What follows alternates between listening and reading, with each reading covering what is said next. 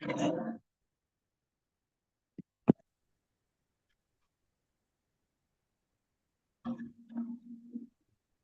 por ahí, eh, banyak protokol ereklia dari probatiku.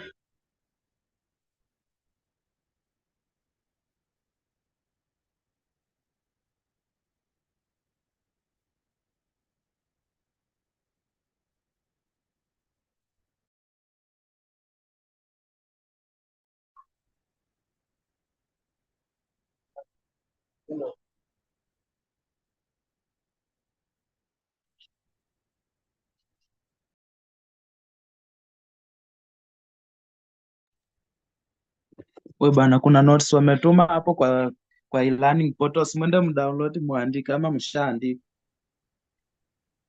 Notes gani hizo? Za communication skills topic 1 fundamental of communications, na wametuma hapo. Ukienda tu hapo kwa portal yako ukifungua ziko hapo. Wamesema tunaandika sahi. Sasa si inafaa tuandike ama Tutaandika tu, acha tungoje. Acha tungoje ati direction lecture. Tutaandika tu. na lecturer mwenyewe afiki ba, tutangoja mpaka kesho. Time bado si 10:40, bado tuko na 20 minutes. Na si yeye alisema saa 4 kusema saa 5. Ni saa 5. Sawa, acha tungoje tuone. Yeah. Na leo hawaja provide link ya YouTube. Wameprovide? Sijaiona. Iko. Ingia WhatsApp ya hiyo ya announcements utapata huko. Angalia vizuri utaona yenye iko indicated pale ni hii ya Zoom peke yake. Yenye iko na ya YouTube ni ya KUC1110. Oh. Si unaingianga lesson.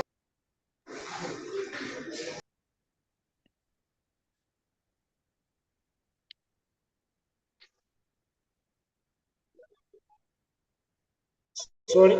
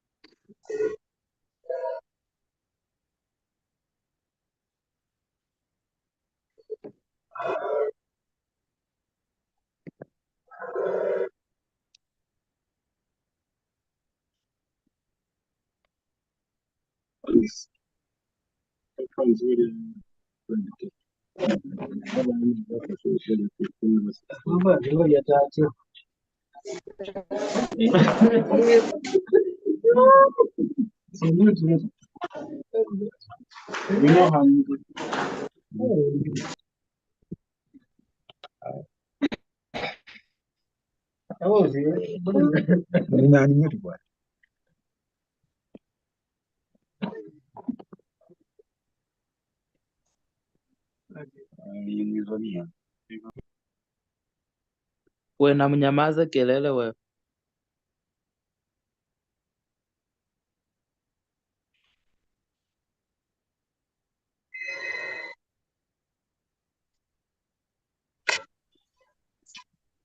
Wewe mtu anaosha vikombe. Wewe mtu anaosha vikombe aenda aoshe huko ba.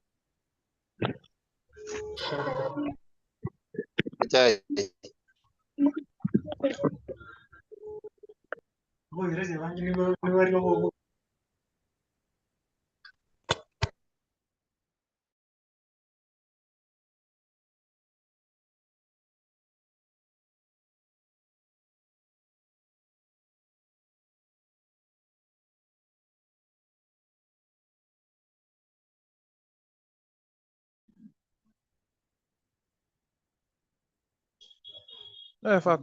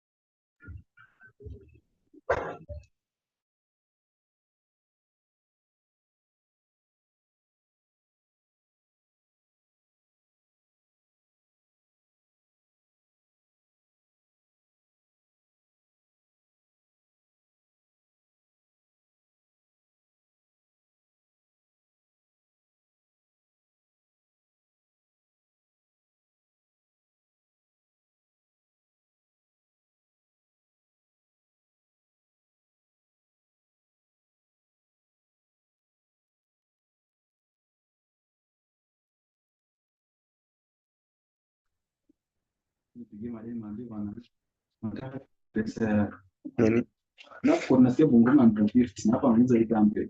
Ah,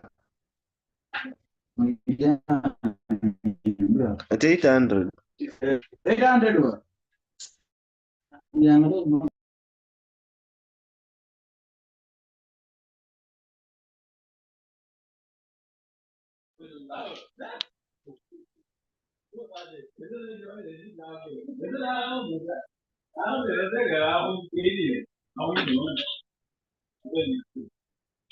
Ukiwa nyote na unaonekana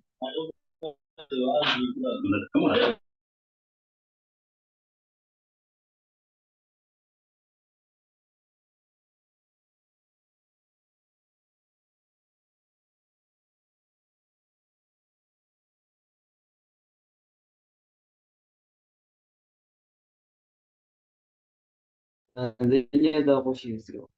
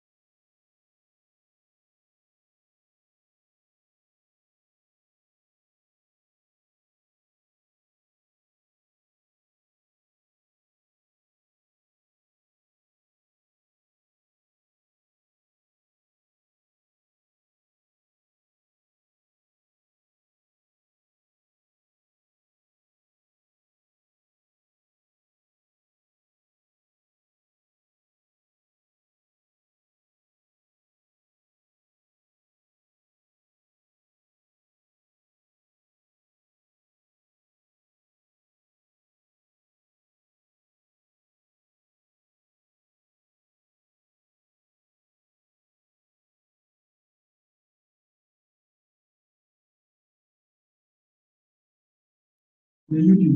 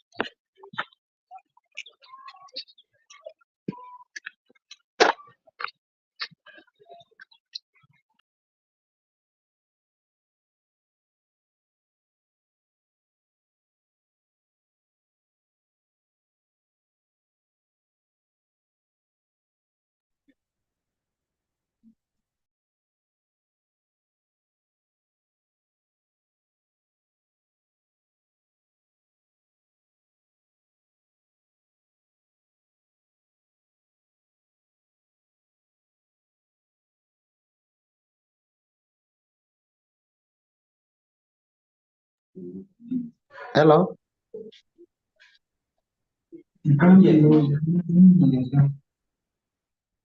Mko nasikia nikiongea huko.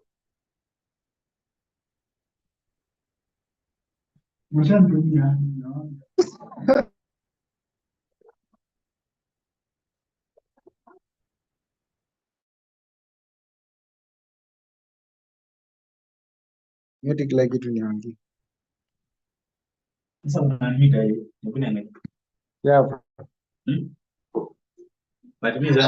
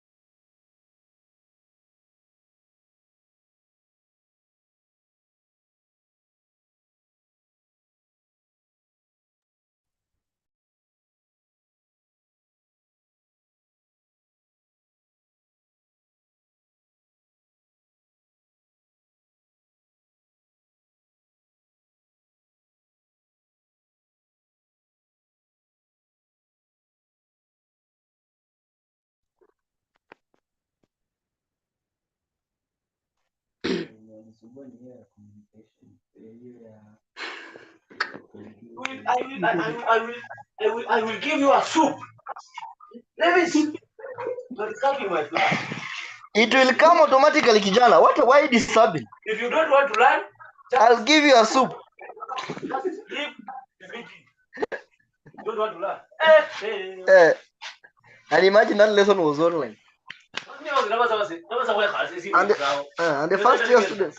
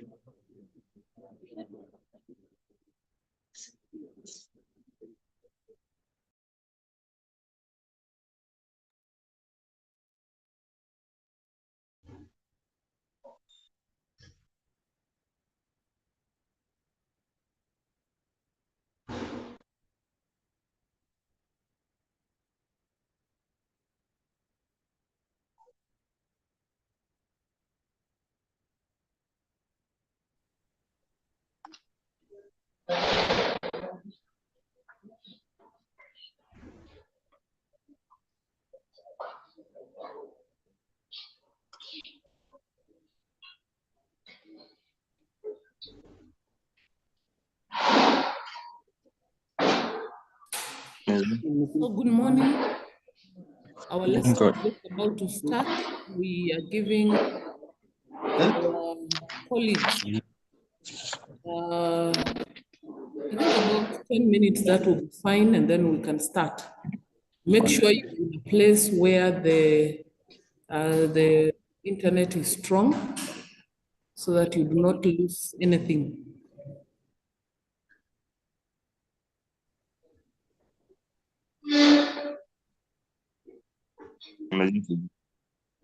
In Zoom.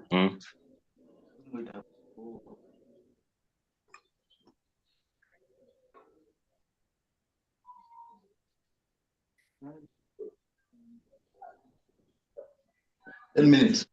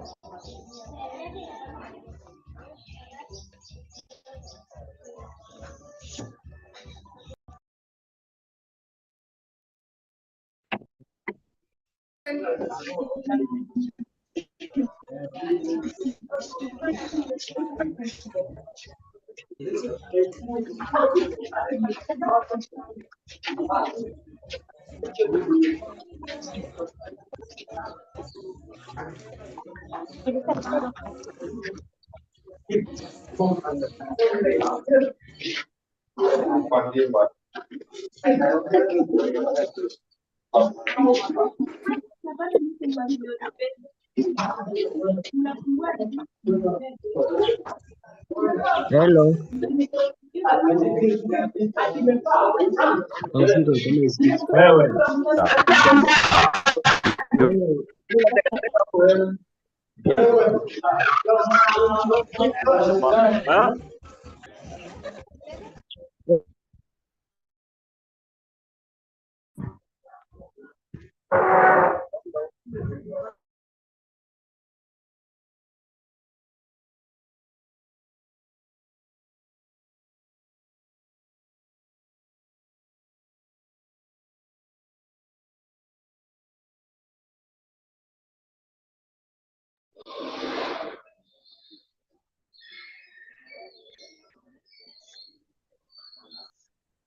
Oya, oya, oya.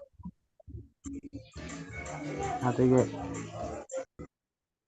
Wewe ni mpumbavu, jaza na kamera wewe. Toka kwa kamera. Opote. Look.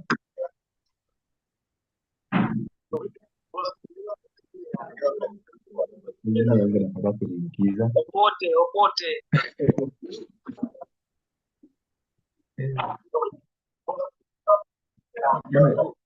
Yangu inakataa kurudi huku.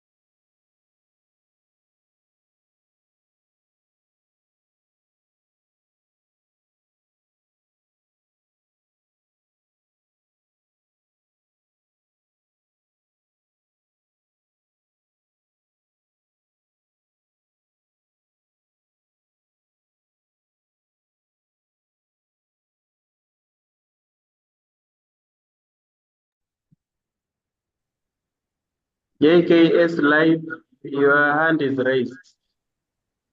What do you have to say? JKS Live, your hand is raised.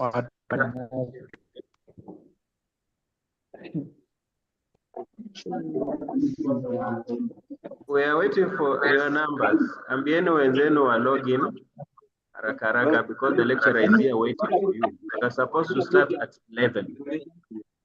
If you know you are not speaking, please, house rules, just stay muted. You know you have no issues, stay muted. Those are house rules. Hatutaki tukutoe class. We would wish to allow your microphones to be on when we interact in a lecture. But now some of you are misbehaving.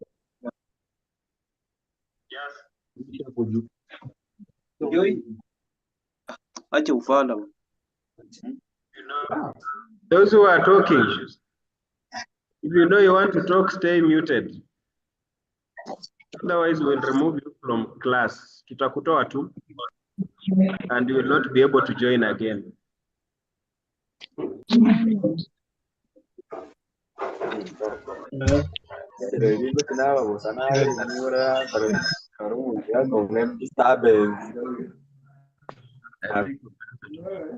Mute.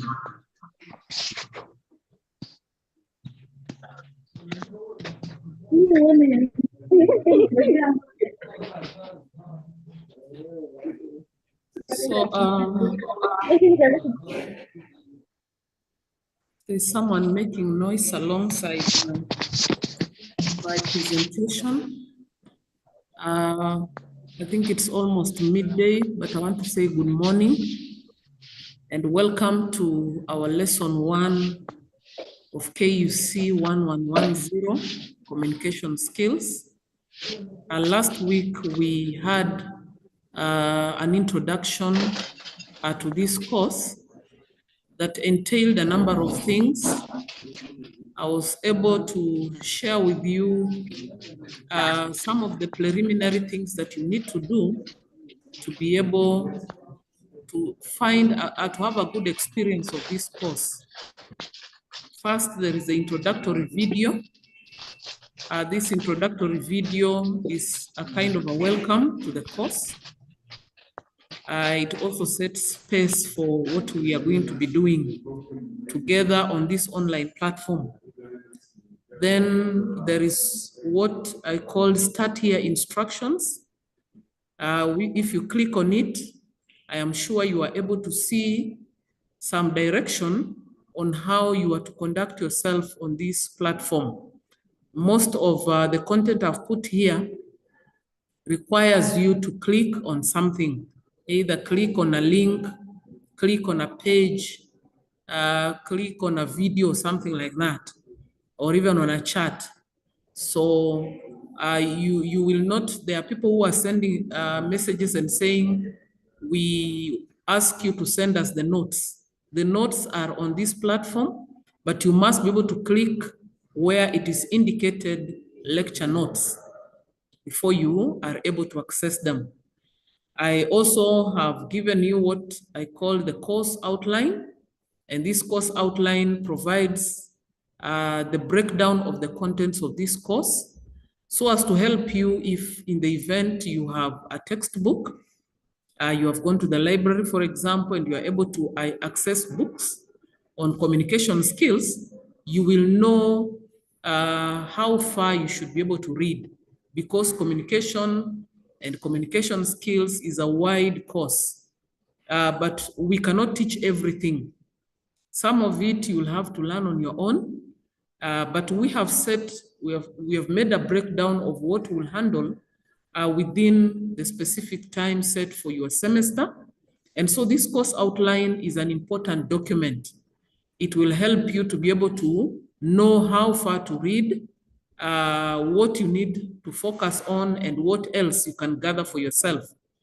I want to tell you that you have come to the academia, therefore you are a scholar. And a scholar does not limit themselves in terms of their understanding of information.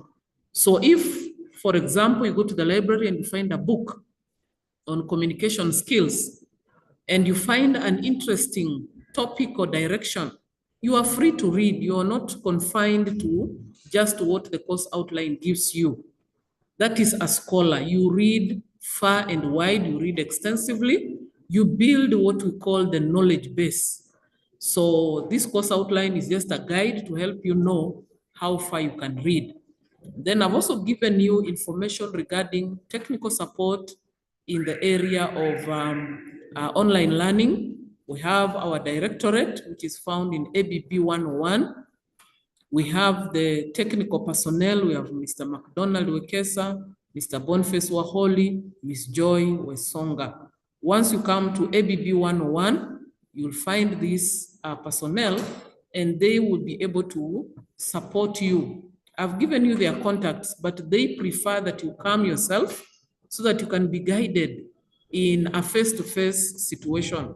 You know clearly that if you're calling, there may be challenges of network, there may be challenges of credit, but when you come, because you are around here, it is just good that you come to the office and get the support and directions that you require to be able to then proceed with online learning.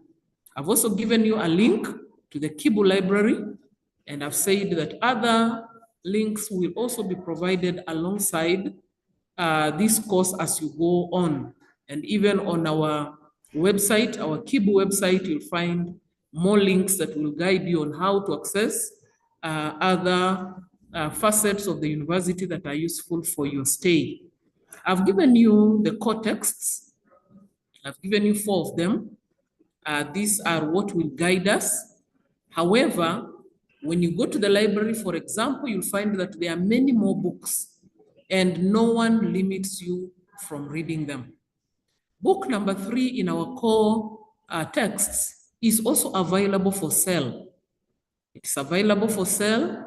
If you can get into contact with me on my number or visit my office in ABB 117 with your 300 Kenya shillings, I will be able to get you a copy of this book. They are limited in number, so it will be on a first come basis. Then you'll be able to access the text.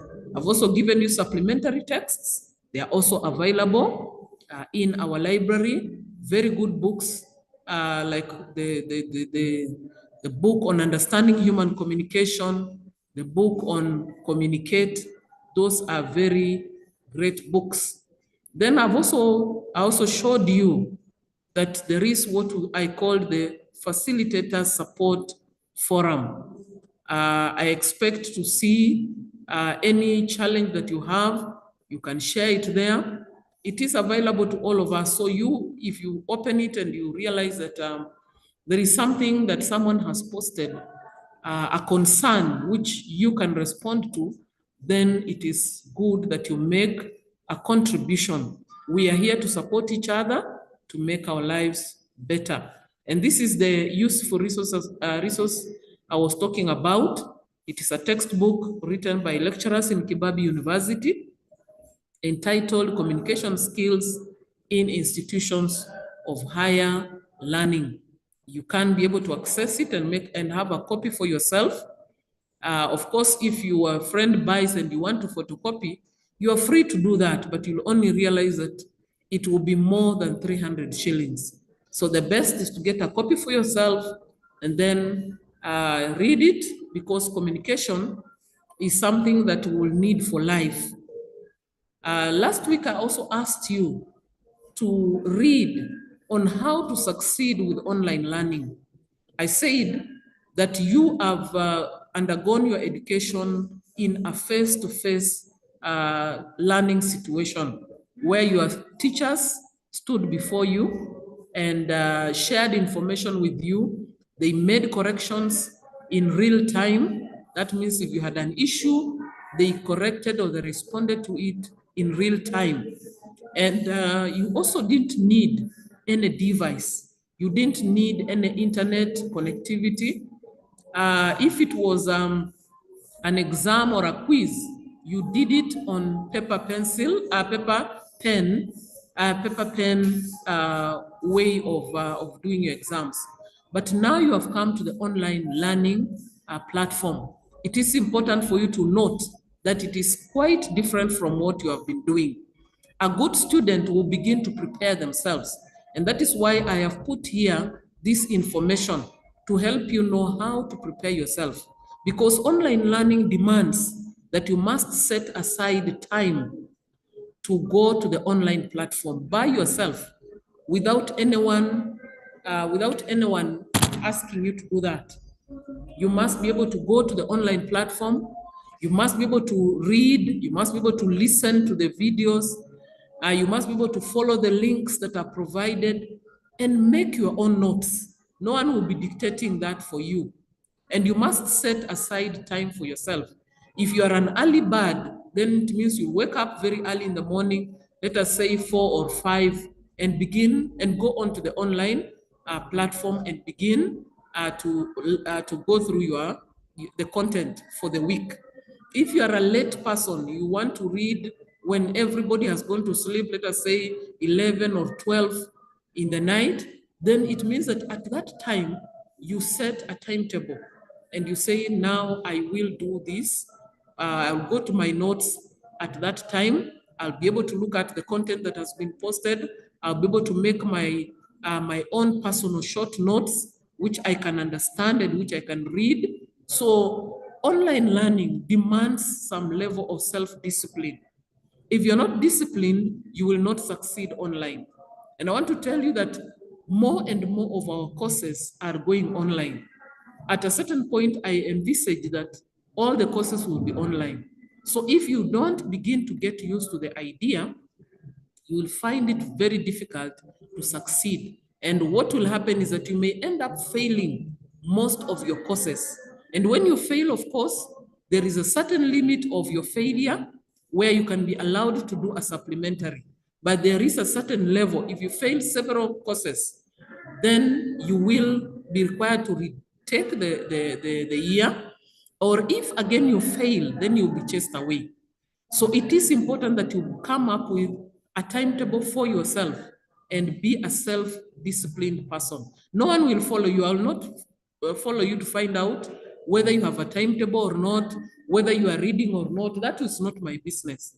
My business is to tell you that now you are learning online. You must be disciplined, and I've given you very useful tips here. I also have given you information regarding some of the minimum technical skills you need to be able to operate online. For example, you should be able to manage a smartphone. You should be able to manage a computer. You should be able to post content. You should be able to download content. You should be able to print. You should be able to log in and do a quiz or do a cut or make a response in the form of a chat or the discussion. So it is important that you have knowledge of what minimum technical skills you need to be able to survive. Then last week we had what we called a pre-test. This pre-test, I said, is to gauge your understanding of the requirements for successful online learning.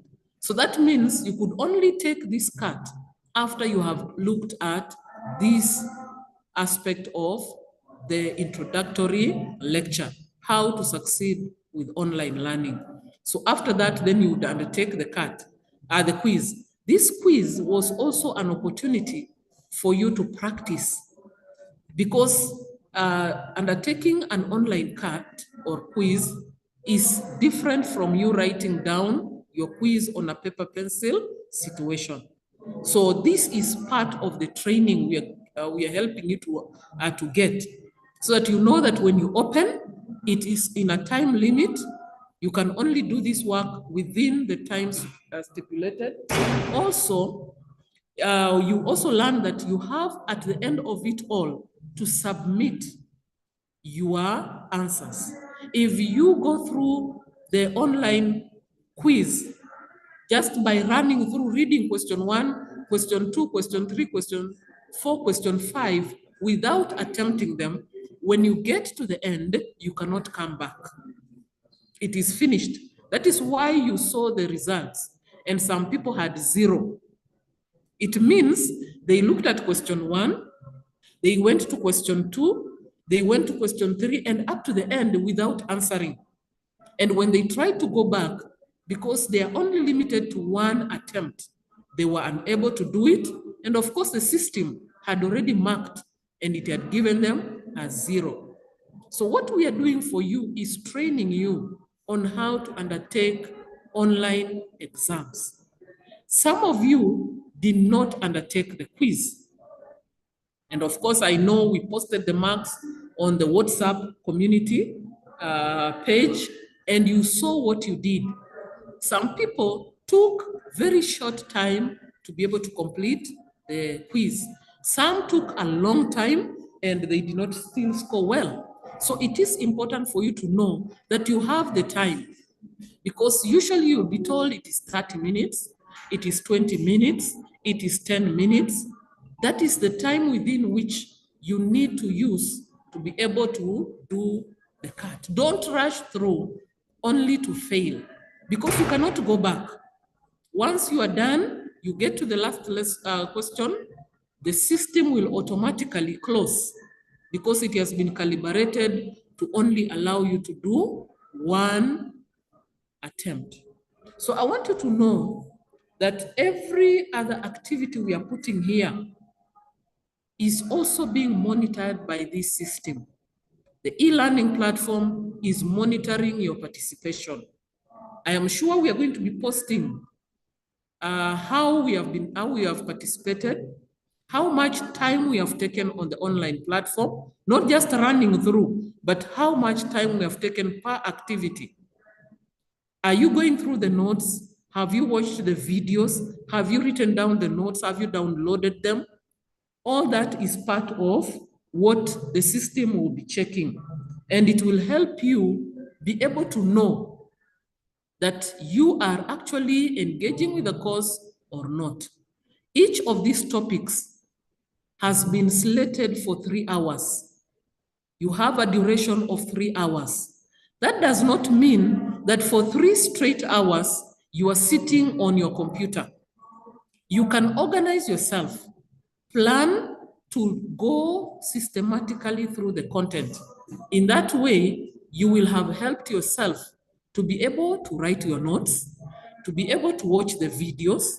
And I remember sharing with you last time and said that you can even do yourself justice by sitting together as a group. You can be 2, 3, 4, 5 friends.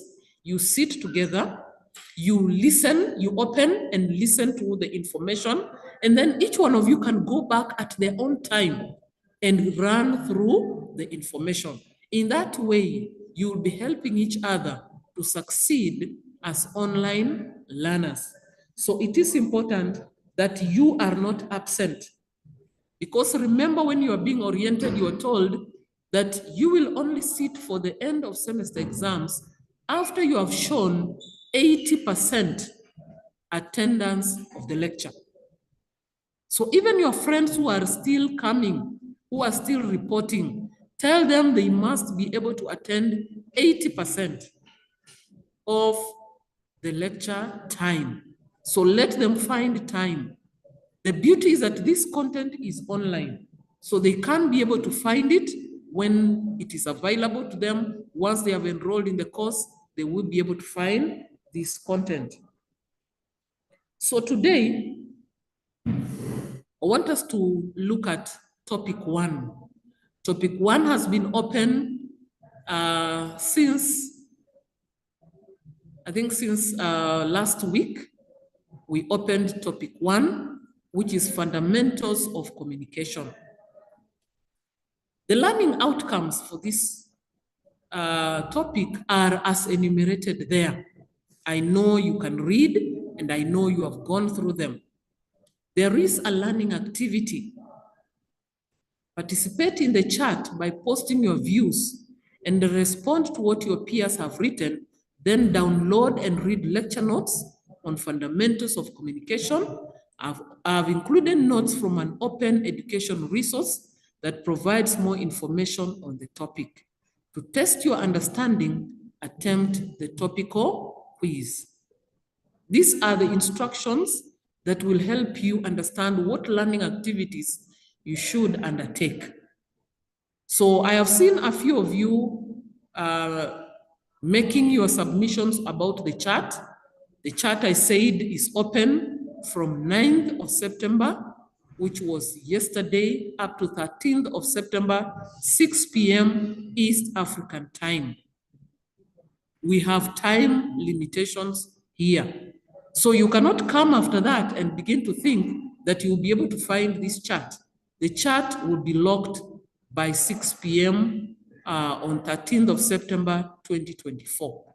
So if you have to make your contribution, if you have to be marked as having participated in this chart, in this week 1 chart, then you need to do that before 13th September 2024, 6 p.m.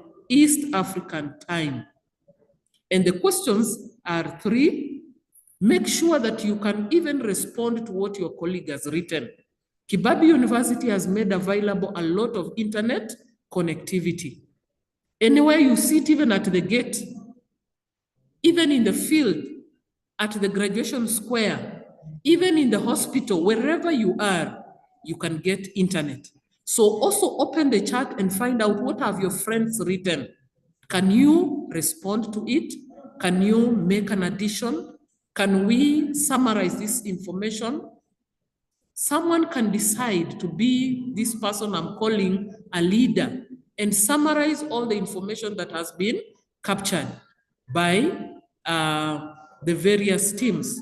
So that, let us say, one person will capture what has been written by the people under education science, another one education arts, another one nursing, another one science education, and things like that, so that we see what we have actually been able to say about those 3 questions that I have posted there.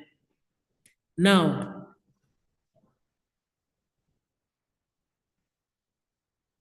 I want to stop sharing this and share something else.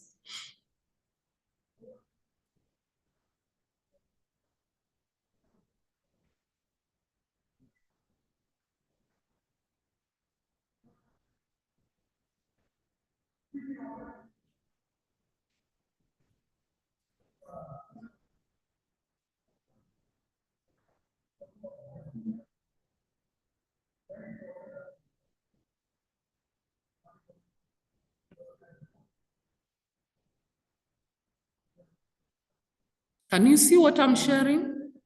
Bonnie, can you see what I'm sharing? I'm sharing some notes on topic 1, fundamentals of communication.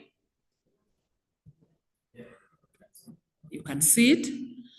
Okay, so I want to begin by saying that communication is important for all parts of your life. In all sectors of your life, communication is an important aspect. And you realize that it will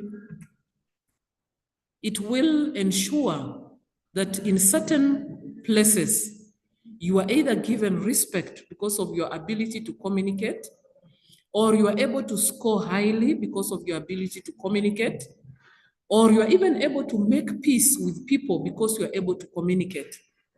Communication is not just for school. It is not just for your education here in Kibabi. Communication will be required when you go out in the job market. Communication will be required when you are in a married situation. Communication will be required when you are in your community, in your village. Communication will be required as you undertake your job. So communication is important. And just like I said in our last lecture, we are not saying that you do not know how to communicate. But what we are saying is you need to enhance it to make it much better than it is at this point in life. And so we I'm sure you have written these notes, so you don't have to write them. You just listen to me. So one of the fundamental things we need to understand clearly as we begin learning about communication is what is communication. A number of scholars have defined communication, some of them quite recently, some of them in the past. And the ones that have defined communication in the recent days have built on what earlier scholars were able to find or to give as definitions of communication. Among those early scholars is one author called Wilkinson, who in 1974 defined communication as the process by which information is exchanged between individuals through a common system of symbols, signs, and behavior. Others like Payne went on to give their definition, and for them, communication is negotiation of shared meaning. Another set of scholars, that is Gamble and Gamble, they defined communication as the desirable or undesirable transfer of meaning. And finally, another one called Baker defines communication as the process of creating shared understanding. Now, students, I want you to note that these definitions and others that you may come across bring out the idea that communication is a process. When we're talking about a process, we are talking about something that proceeds in a certain way. That means there are elements of what we call communication. We have things that may impede or that may affect communication. We may have factors that have to be considered if communication is to succeed. That is what we mean by a process. A good process, which I like giving as an example, is the process of making ugali. When we're talking about the making of ugali, it is a process. It proceeds in a certain order. First, you need to have your sufuria or whatever gadget that is going to hold your water. Then you may need a source of fire or a source of heat. Then you will require your flour. Then you will require a cooking stick. Now, for you to end up with what we call ugali, there are certain steps that you must put into consideration. The water must be put on a fire or on a heat source so that it boils. Then you put the flour inside and you will stir, continually adding bits of the flour. You will also regulate the source of heat so that at the end of it all, you have what we call ugali. I know a good number of you are lovers of ugali, or they come from communities where ugali is the staple food. I come from such a community. In fact, ugali is one of my favorite meals. Now, if, for example, you had your water in a sufuria and you put it on the fire and it boils, and you put in the flour and you do not stir, what will happen is that you will not end up with ugali. You will end up with something that is close to ugali. Let me give you another scenario. You put your water in on the source of fire. Before it boils, you put the flour and you begin to stir. You will not end up with ugali. You will end up with something close to ugali. So anytime we're talking about a process, we're talking about something that proceeds in a certain way with an end result. So when we're talking about communication as a process, there will be what we call elements of the communication process. Elements of the communication process. And these include the following. First, we have people. These people are in two categories. The first one is the source. This is the person who has the message, who has the idea, who has the feeling which they wish to share. That is the source. It's also called the sender.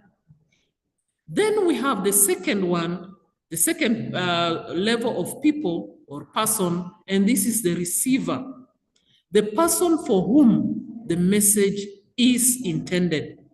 That is the receiver. So when we have these two people, then we are beginning our process of communication. Later on, we'll learn that you can also communicate to yourself.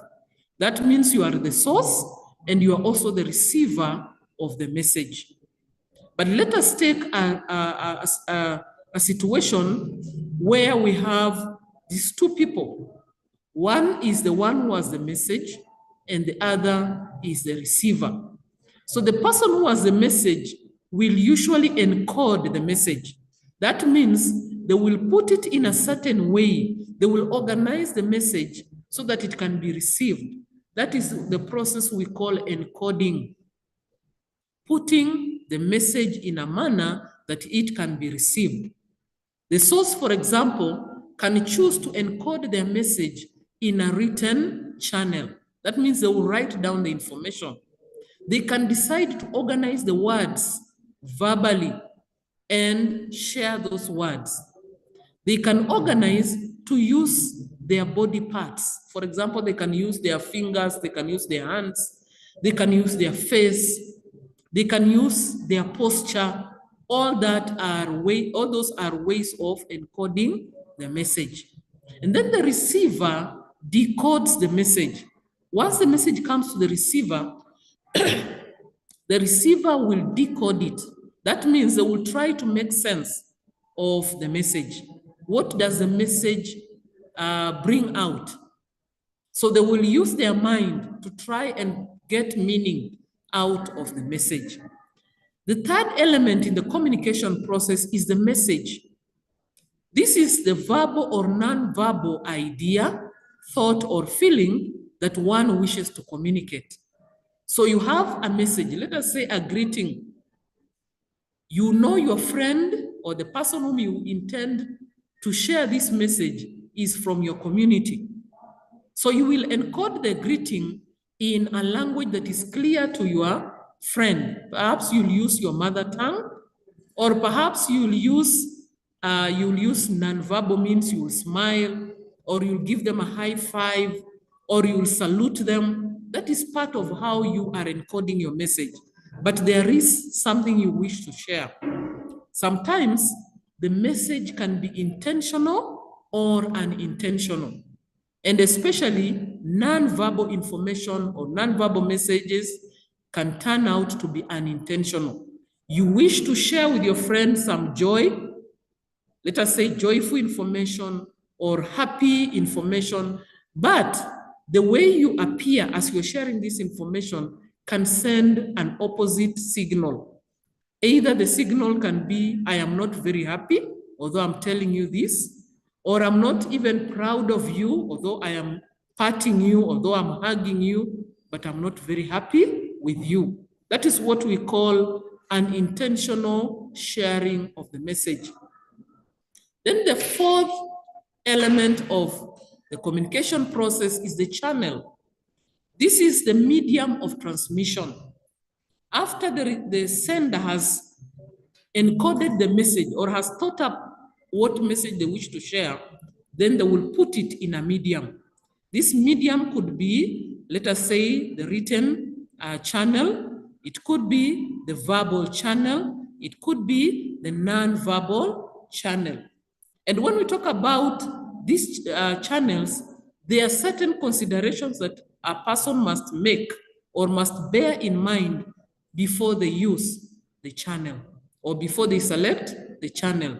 Let us say your friend is in Mombasa or your parents are at home and you wish to share with them about your progress in Kibabi.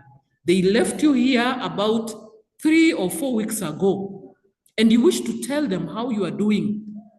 You cannot sit down and begin to just talk to them verbally. Unless you have something like a gadget, like a phone, then you can talk to them. So your choice of how you are going to send your message, your choice of channel is determined by a number of things. Let us say you want to communicate with the Vice Chancellor Kibabii University. You will not take your phone and call him, because at the level of his position, you cannot communicate with him using your phone. So you will go on and write a message. This message could be in the form of an email. It could be in the form of a letter, and then you will send it to him. If you know his email address or you know the address of Kibabii University, then you will share the letter or you share the email. So the choice of the medium is determined by a number of factors. When you are writing this email, it is not possible for you to show how happy you are.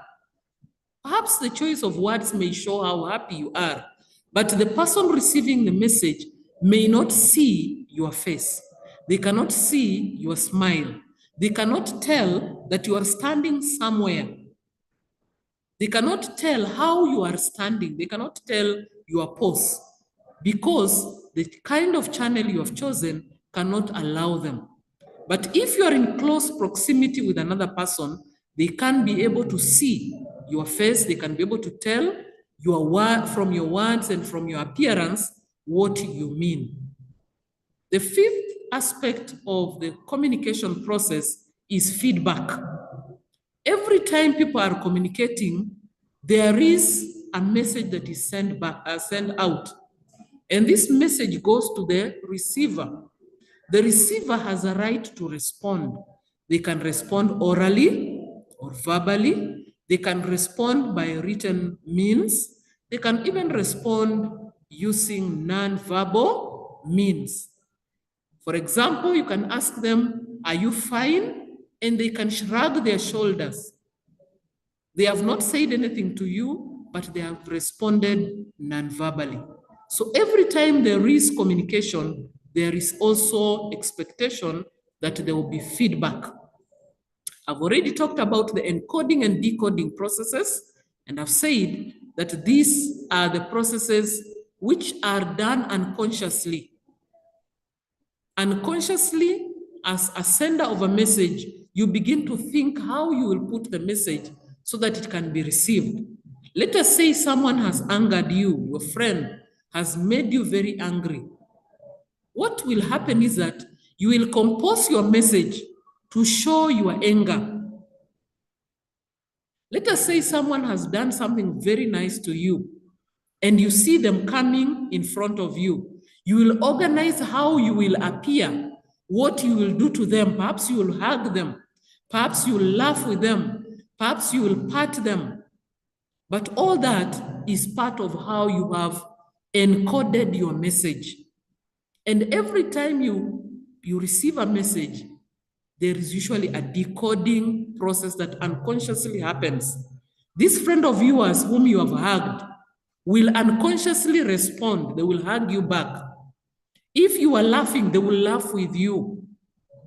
If it is someone who made you angry and you have spoken to them in anger, they will also respond. Some of them may keep quiet. Some of them may also throw back words of anger. Some of them may go violent. They may slap you or kick you or wrestle you to the ground. But some feedback must be given, and that comes after the decoding process. It is the process of making meaning out of what you have heard. So I want to say that every time we are talking about the communication process, these elements should be present, because their presence makes the communication process to happen. Sometimes these elements are affected by what we call barriers. So we have barriers to communication.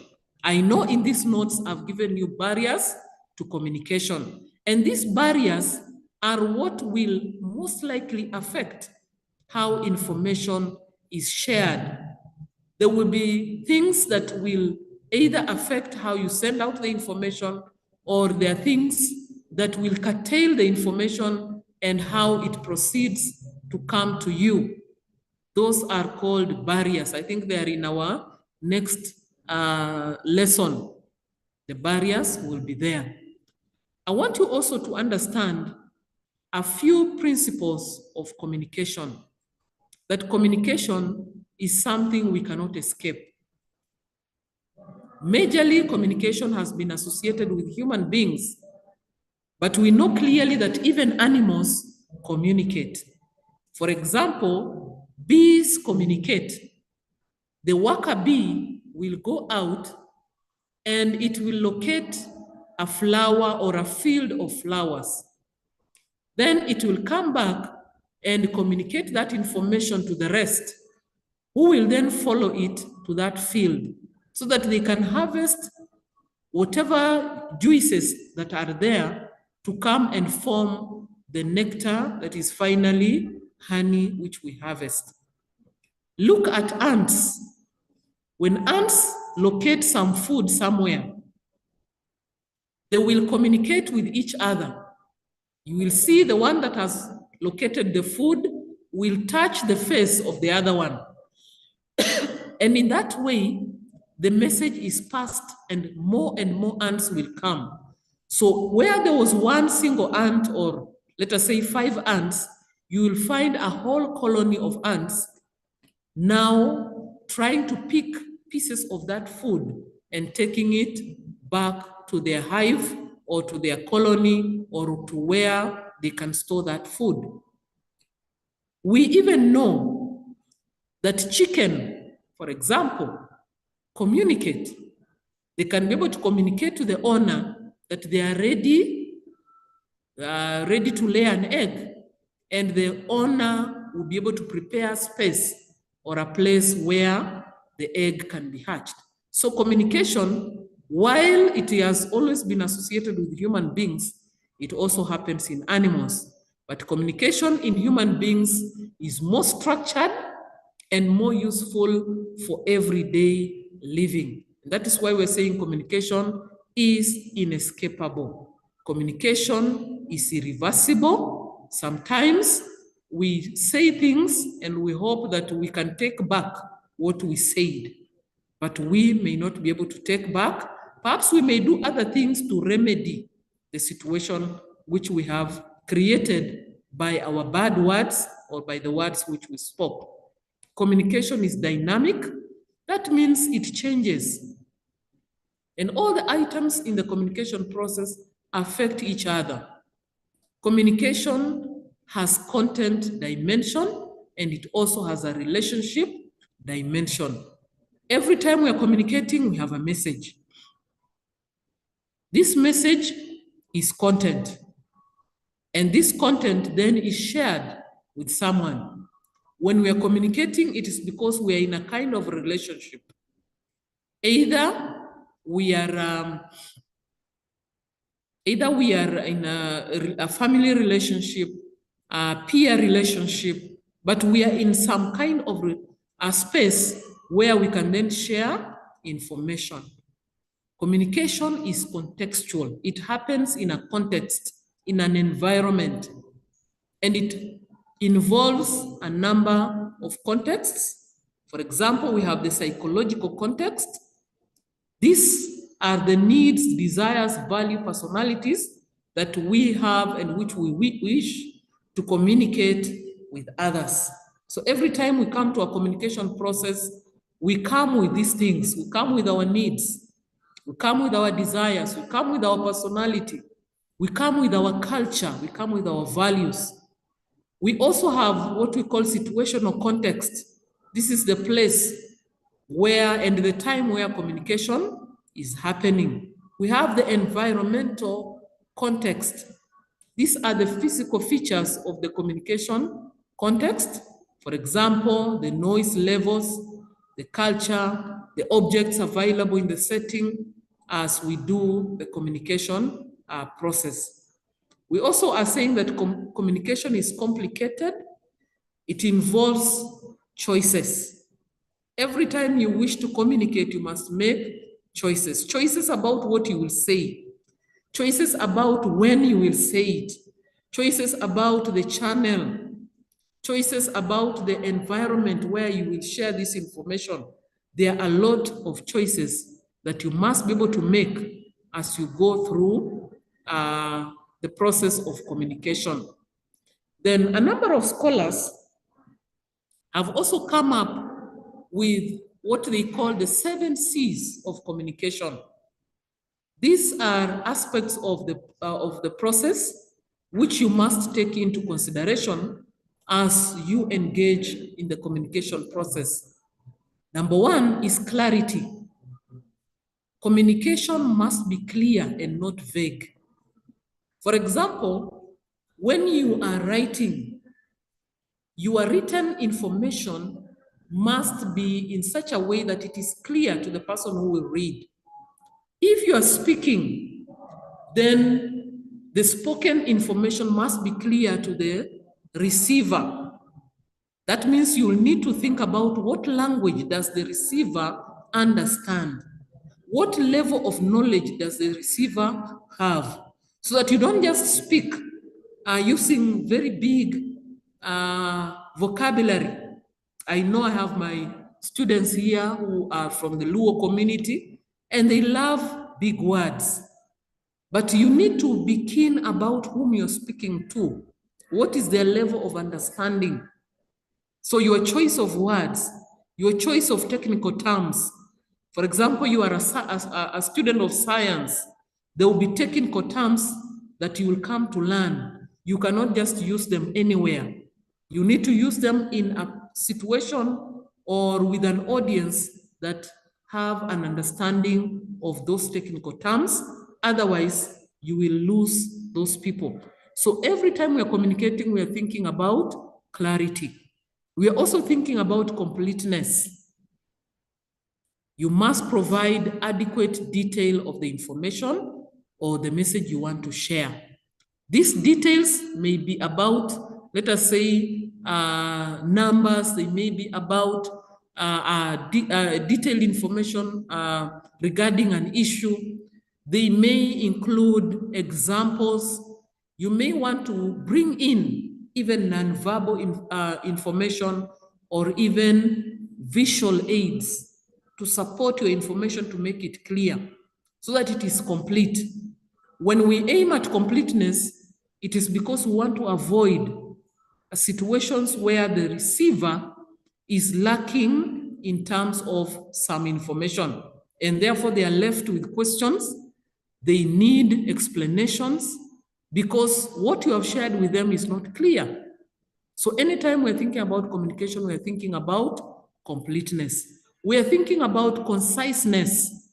Avoid unnecessary words, unnecessary information, unnecessary repetition. Organize your communication well. When you are encoding whatever communication you are encoding, ensure that you avoid unnecessary information, avoid repetition, because repetition has its place, but it also can cause your message not to be well received by the person you wish to share with. So conciseness, go straight to the point and share the information without repeating yourself.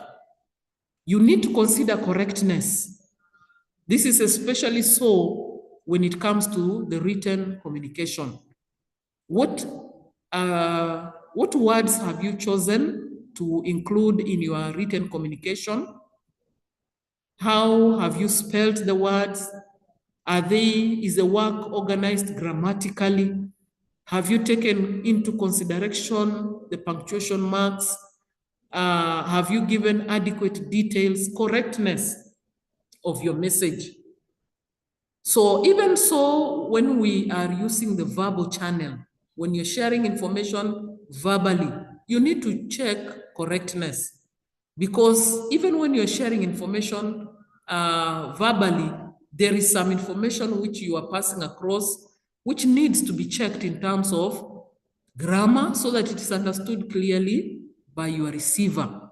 They are not left in any state of confusion, or they do not lack, they do not miss out what you wish to share with them. You need also to take care of what we call consideration. The information you're sharing is to be received by someone. Do you know how the state of their mind? Check their emotions. Think about their reactions.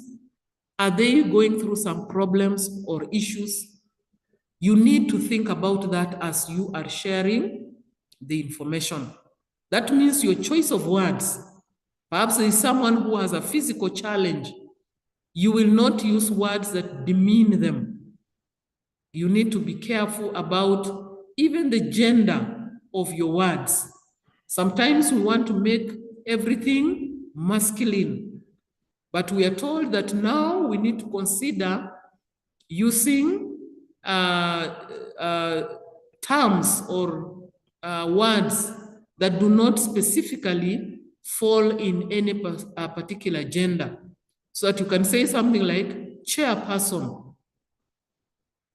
If you went to a meeting and you wanted to address the person chairing the meeting and you did not check carefully and you said, thank you, Mr. Chairman, only to realize that the person heading the meeting is a lady, you will have begun on a wrong footing. And as I say this, I want to recall someone who commented on YouTube on our introductory video. They wrote there and said, this was a good video, sir. And I was so shocked because the person appearing in the video is female. So how can they miss out that and comment and say, refer to the person speaking as sir?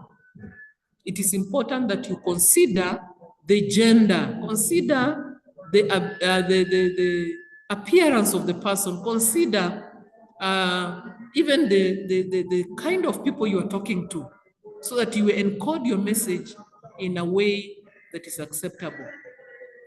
Then you need to consider courtesy. Your message should be friendly. Every time you're communicating, of course, sometimes we lose our temper and we communicate without consideration. But it is important for you to know that courteous language always opens goodwill for you. It builds goodwill for you. It causes the listener to consider you favorably. If you came to my office, for example, and you used discourteous language, I am likely to call the soldiers sitting outside my office and tell them to throw you out. But if you came in and said, for example, good morning, excuse me, can I have your attention? I would love to inquire about something A, B, C, D. I will be willing to listen to you. So courtesy in the written, in the verbal, in the non-verbal channels should be something you should consider if you are communicating and if you want your communication to be acceptable to the receiver. And lastly, we have consistency. We are saying there should be uniformity in the message. Your facts and the sequence of information that you're sharing should go together. There should be something that you are saying. You should not be saying so many things without saying anything, because that leaves the receiver in a space where they do not understand what you intended to share. So it is important, therefore, that you take into consideration every one of those 7 C's. Every one of those 7 C's are important as you as you continue planning your communication.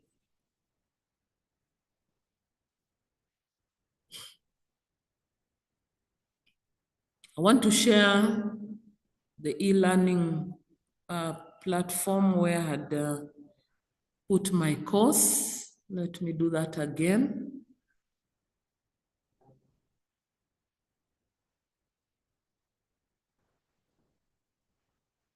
I hope you can see that.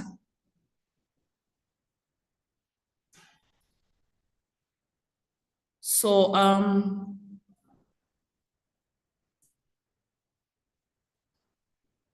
another aspect of this topic 1 is what we call models of communication. There are a number of scholars who have come up with models of how communication can be explained. And one of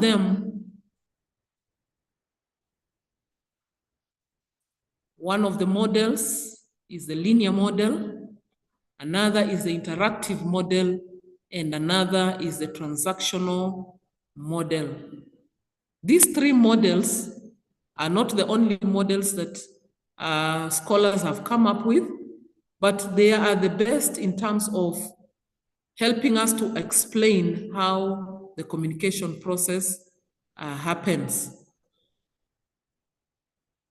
They are the best in helping us to understand how the communication process happens.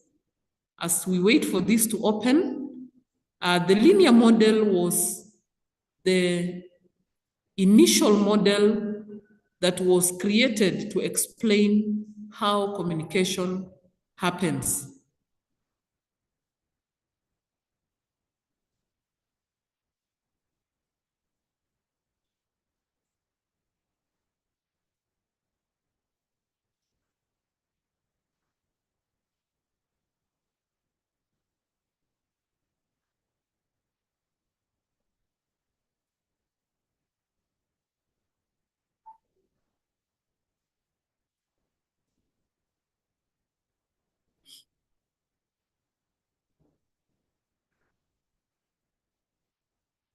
So that is the linear model. It is just the way the name is. Linear means in a line.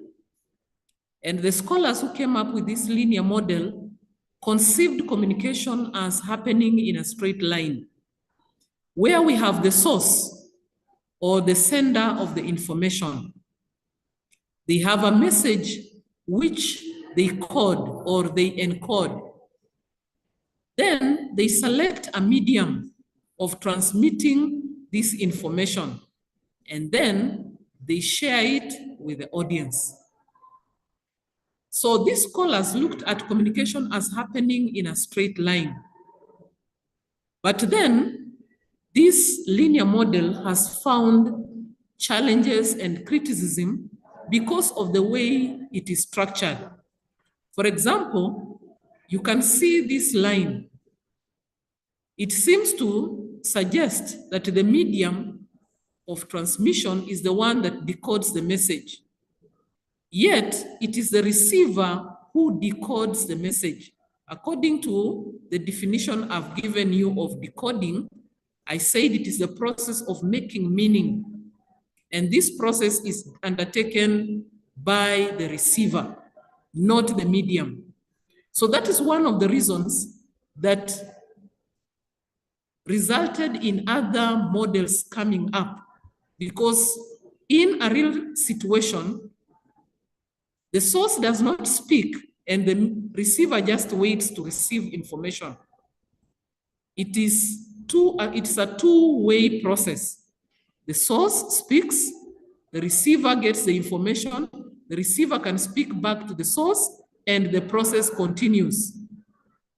So the feedback is not just from the receiver to the source. Even the source can give the receiver some feedback. That is why the linear model has found challenges. But I want you to open this link and be able to write down notes about this linear model. Even with its weaknesses, it is still useful in certain places. It is still used in certain places. Like for example, in this lecture, we are using the linear model of communication. I am the person with the message. I have encoded it, and then I am sharing it with you, who is the receiver. I will at a certain point expect to hear your feedback. But as I am sharing, I cannot even see how you are responding. So it is a one-way communication. That is what we call the linear model of communication. Then we have the second model called the interactive model.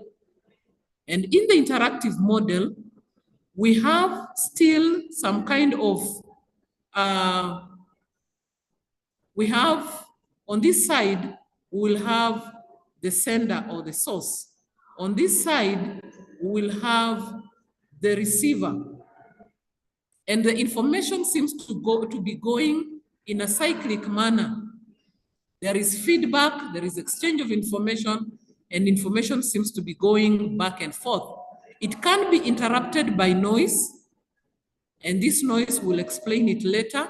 It can be interrupted by noise, but there is some kind of exchange of information.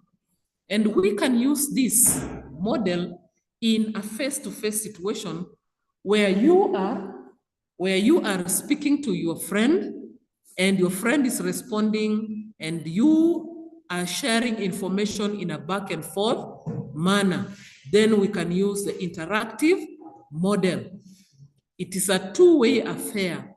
Both the sender and the receiver share information. I also want you to open that space and write down the information regarding the interactive model. And then we have the transactional model. In the transactional model, it is something very close to the interactional model.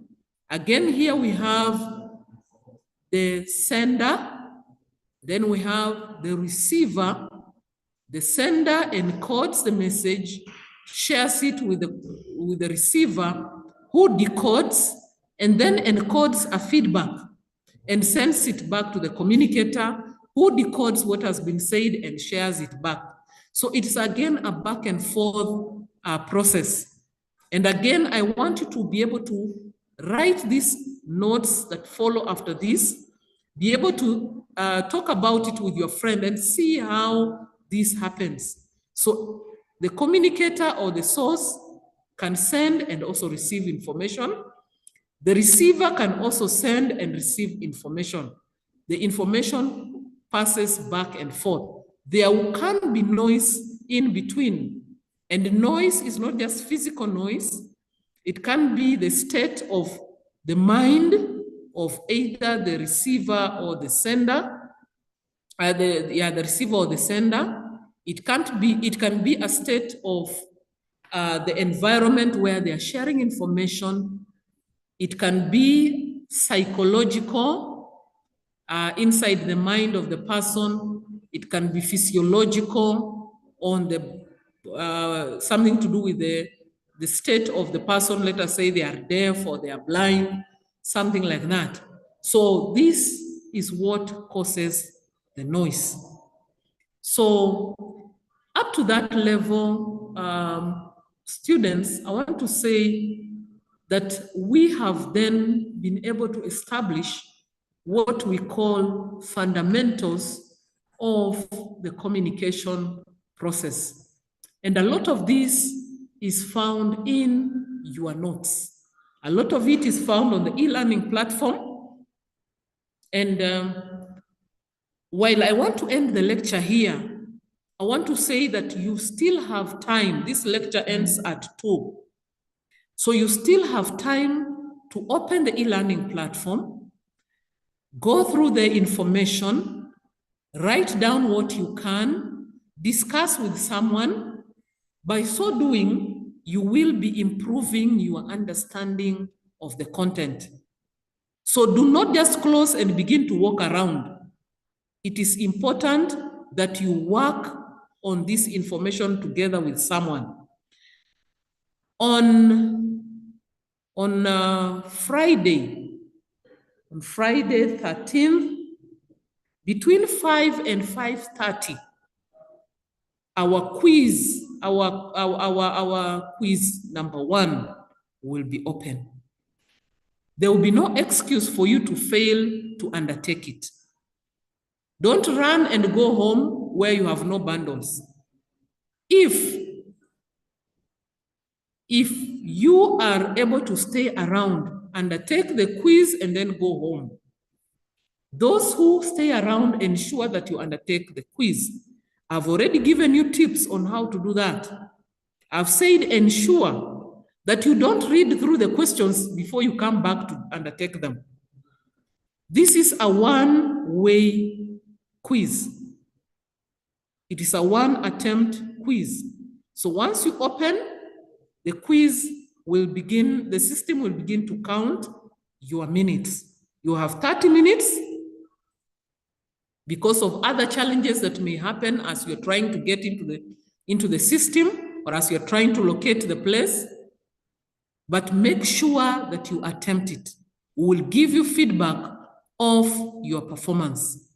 Someone is saying and wondering why we have quiz every day. I have said 5 to 5:30 in the evening, Joseph Esuchi.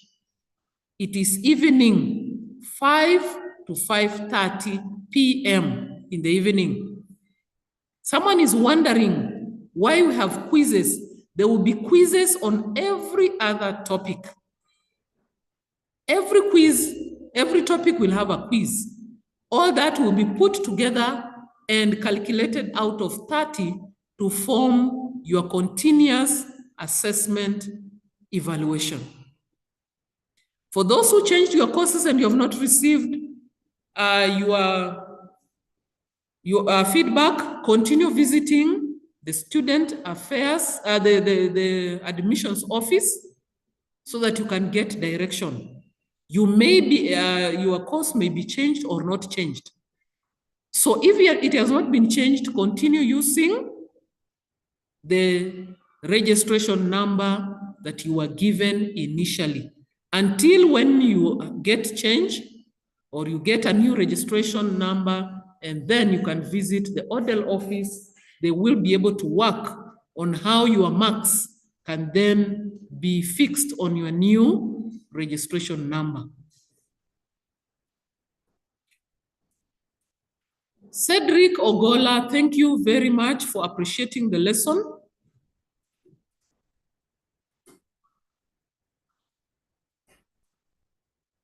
Diana Nekesa, I am not the dean. I am a lecturer. We have different categories. We begin from the lecturer, we go to the COD, we go to the dean, we go to the registrar, we go to the DVC, we go to the vice chancellor.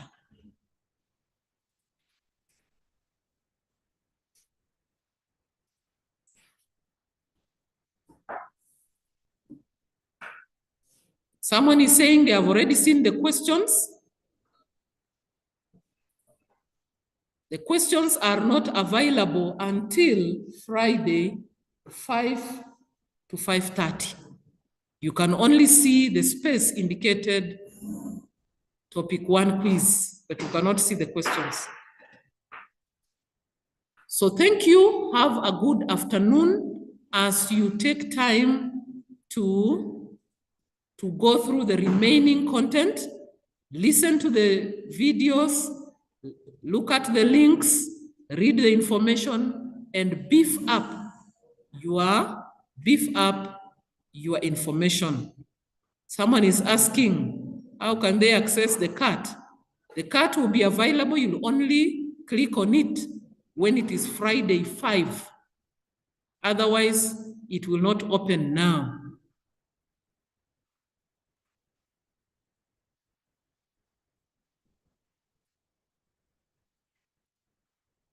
So thank you very much. The lesson is over. McDonald, no, not McDonald, Boniface, if you have something to say, you can share it.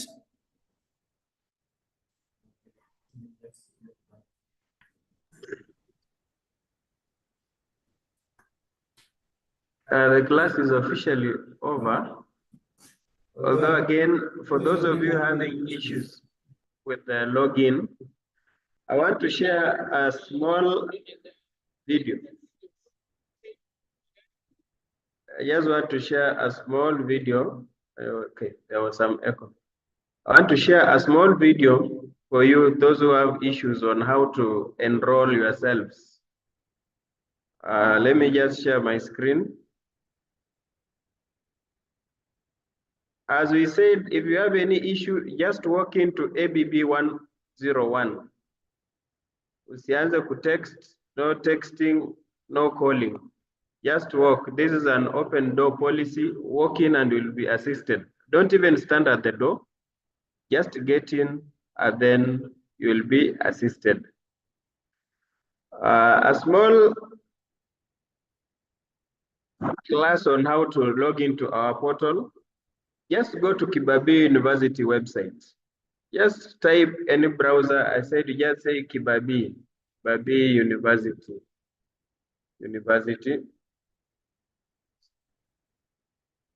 Once it opens, you click at this Kibabii University home. Kibabii University home. Click at it. You'll be asked, okay, it's still opening. Let it load. Let it load. Once you are at Kibabii University website, click at e-learning portal. This one, e-learning portal. If you are using your phone, you know where to locate. Kama haiko hapa, you can scroll till the footer. Huku chini kabisa. Huku chini kabisa. There are more portals down here. There is e-learning portal. Click at it. This is our portal.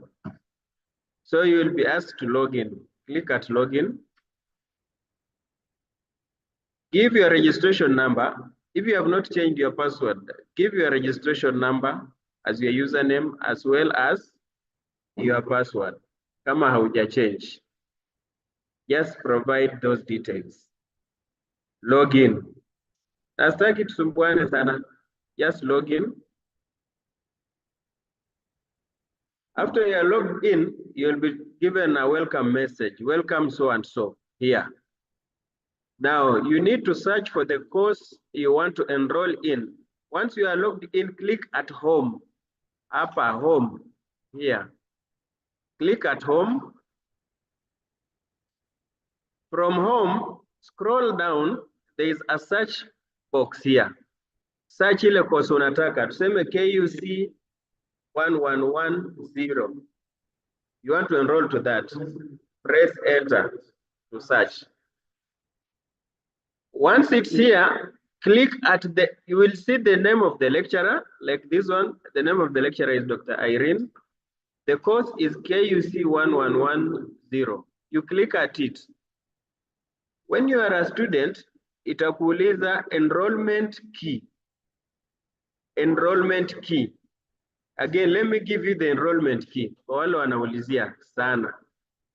The enrollment key, let me share with you the enrollment key. I hope I have okay. Let me just open any file here. I show you the enrollment key. But we normally share these keys to WhatsApp groups. We have our WhatsApp channel that we have shared these keys. Make sure you have joined. The enrollment key for KUC 111, KUC 1110, the enrollment key is KUC 1110 SEP for September, SEP 2024. Let me enlarge it. Wale hawezi ona, let me enlarge it. That is the enrollment key for KUC1110. Enrollment key. Enrollment key. So for this unit, the enrollment key is this. For KUC1120, let me again give you the enrollment key. KUC1120, the enrollment key is KUC1120, SEP 2024. All in caps. Just give the enrollment key and you'll be enrolled to that particular course. Okay. So you enroll to that. All the notes are here. Wale wanauliza, where will I get the notes? No one is going to download the notes for you. Notes ziko hapa. Zenye mwalimu amekuwa akionyesha. All the notes are here. All these are notes. Those who have not done pre-test, the pre-test is here. Pre-test is here. And we can check who has done and who has not done. You're here. Make sure you do it. And I think that is all for us. The notes are here. You click at this one, it will open for you, you will download.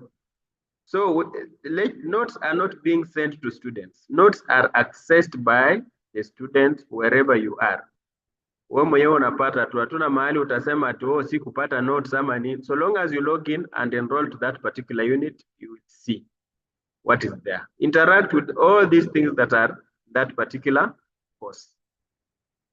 And then lecturer amesema, for those of you who need this copy of the book, it's called Communication Skills in Institutions of Higher Learning. Just go and see her in her office, ABB 117.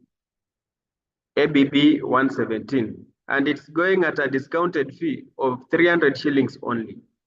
So you can go there, get the book, ujisomee pole pole. Otherwise, the rest of the material ziko hapa kwa hii online platform. Those who have any issues with the login, those with issues with the logging in, come to ABB 101. Issues with logging in. We are there. Come there during office hours. Office hours are 8 to 1, then 2 to 5. Don't call, don't text. Asanteni. Let me open for you muongee kidogo. Those who wanted to talk, tunawafungia because you don't want to obey house rules. Wengine mna share screen, wengine mnafanya nini? So we are not able to open for you to talk. Naona kila mtu ameweka video. Acha niwafungulie wenyewe sasa muongeleshane hapo. There we are. Nani ako na swali?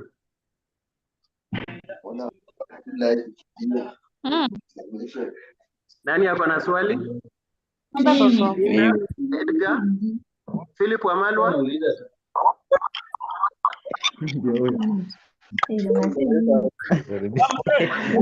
Anyone with any question?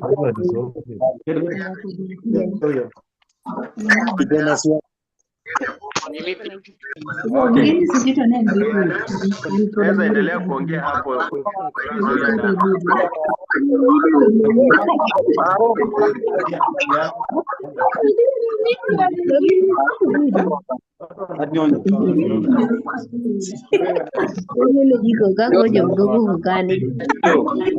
Hello.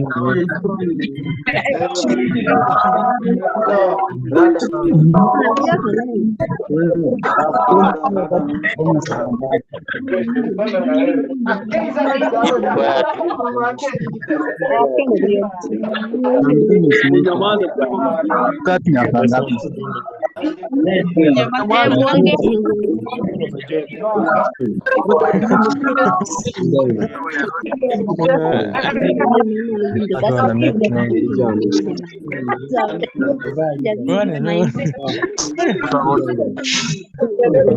Kunyamaza sasa. Naingia tu. Yesu anatugeleza na kujaribu.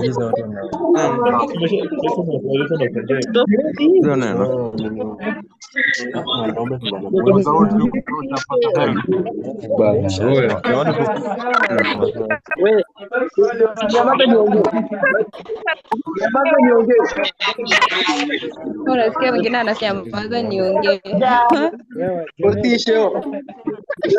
Hata si.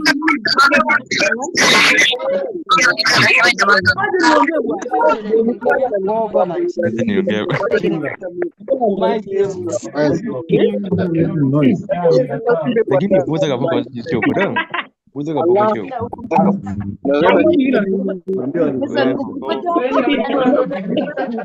Bwana.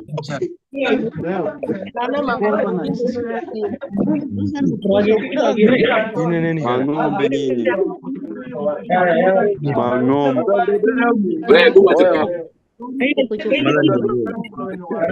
Wewe mnyamaze.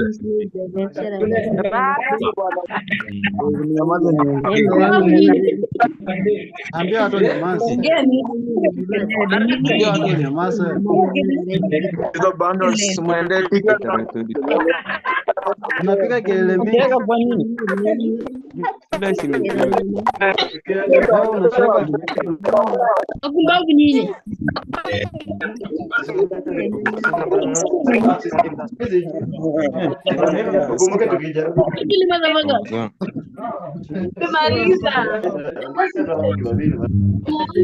Sasa ulifungua junior.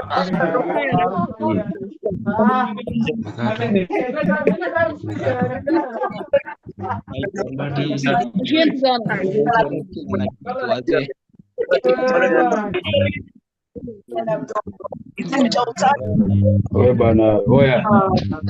Andiko kimoja. Kwanza angoa ndio tunajika. Yule gani?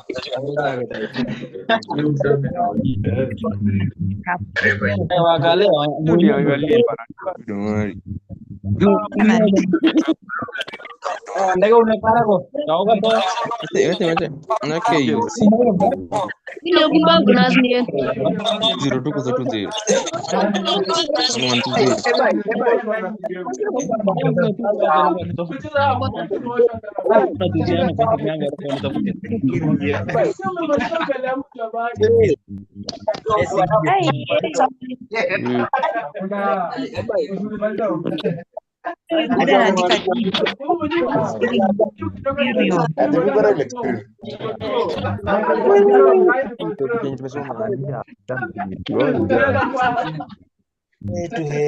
Ninyi wote mko mnalala tu.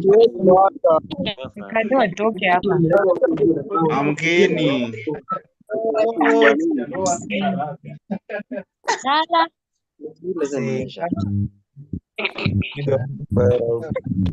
Wewe wanaume ni kusimu tu kila mahali. Sura ngumu usionyeshe bwana. Watoke hapa ache kelele.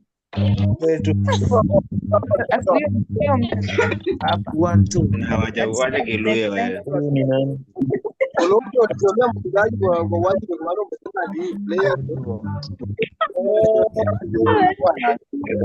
Wewe, Sitaki wakale huko hivi. Sasa tukaleta madongo chona do. Wewe wakale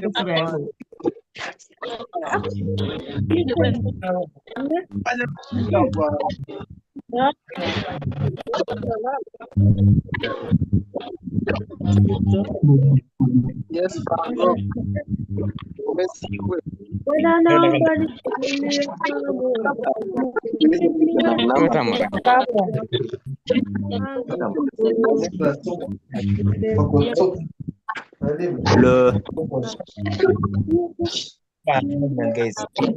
Mnaweza tulia kiasi ndio na computer. Nini hivi? Mamazi. Let's go. Saan mara napata. Tutoke kwa hii. Notes gani ni gani?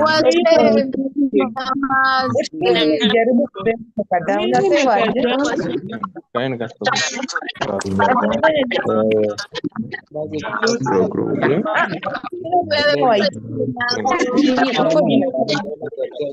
Kama yakisoma. Hapa mtu kananinya wewe toka hapa. Kira somo ile PDF. Kiel gachiel. Ya neno mawa. Ningetaka kujisema.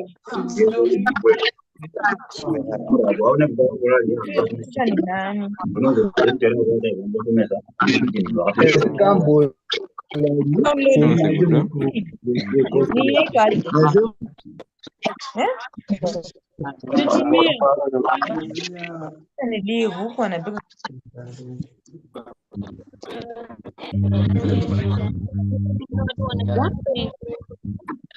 Sisi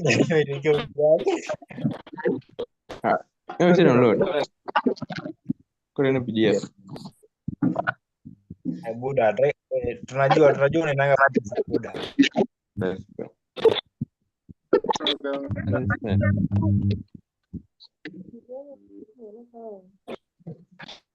Mata KUC 1110.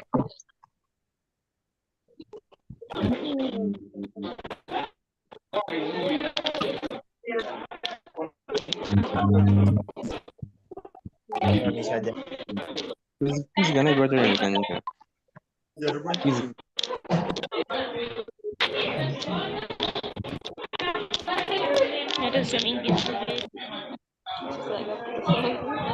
Hizi sana nogi. Sana nogi. Pretest.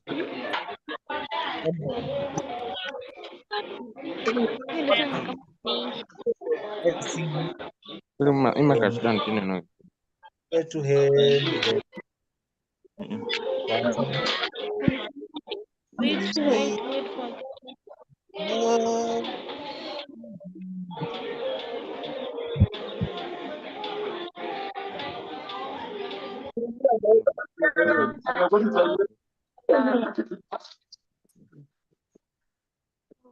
Buda una advertise nini ndani? Sinauza gari. Uongo bana. Nauza. Kama ni Marie. Sasa ukitaka tununue gari mbana mimi. Tununue gari unaimba na mimi wimbo. When we all get to heaven.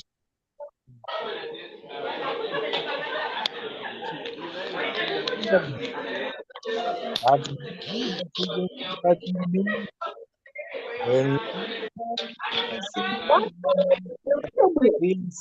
and shout of victory.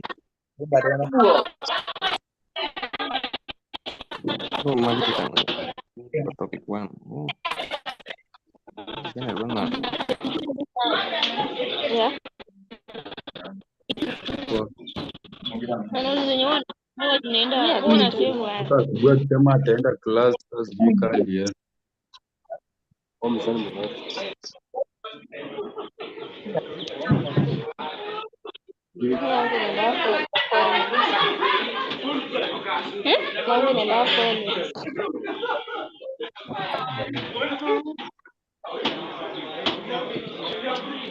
Neno Mari. Kama imeisha juu ni watu tu wanatoka kelele.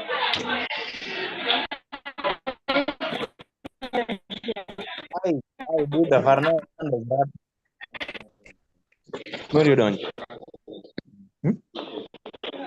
Cuma Udah nih Mario Dani. Contoh aja lagi. Web. Amtaki kulipa. Bado hajaimba ngoma mpaka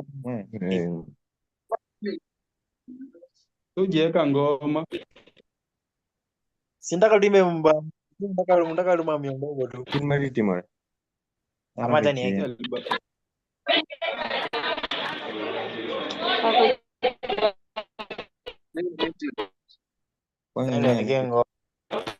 Mari ini sih. Ndi chimwa hapa ni gino nase gino sana chendo. Keneta mami duogo penjo. Penjo kabira rako mera. Bana na timo ni makatu. Ni timo submit.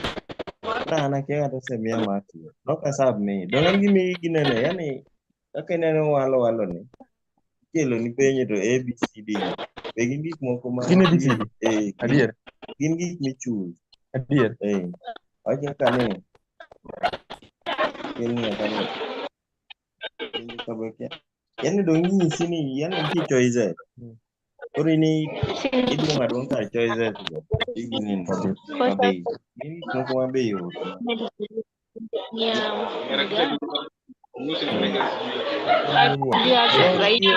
Yani timugio.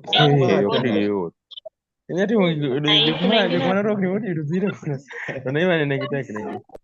Ka gitek but ani na timo gi rok ni ke kata ne.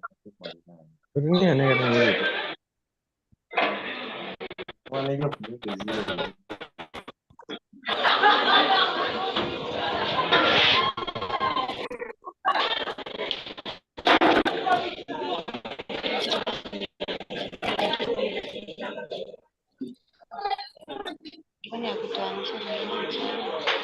Wala hiwa cheo kinemo pe.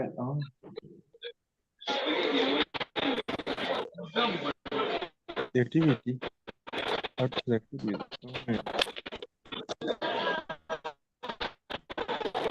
Mose bedo ma friend no. Mo nyaka bena sa time. Kara ni nya yudana sa time. Kita ngene.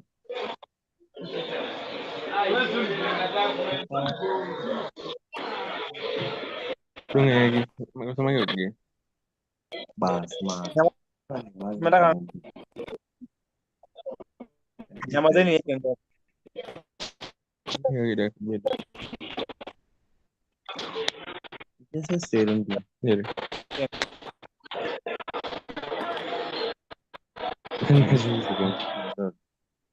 Kaya mo na gigo.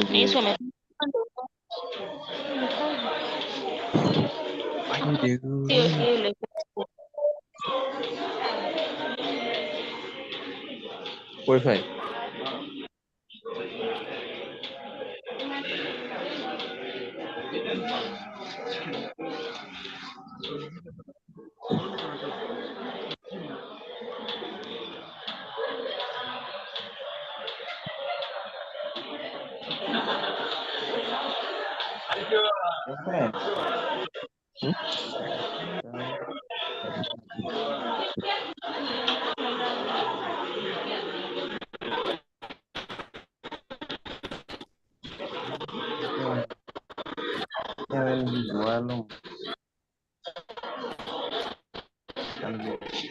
Adiós.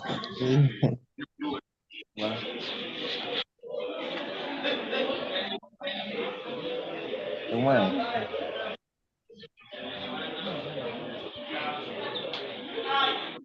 Itu scroll kalau mati udah. Dongge.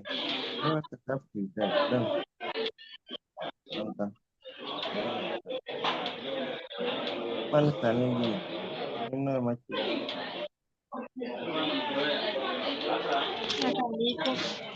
Dia memang kele. Ya aku selalu kan itu tuh. Ini kata ibu saya gini. Apa ini? Kan dia kan aja. Ini. Aja.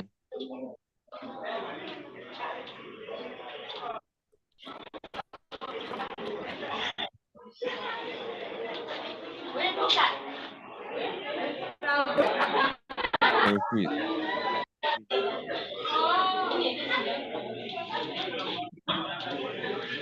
Kayak communication skills. Dong.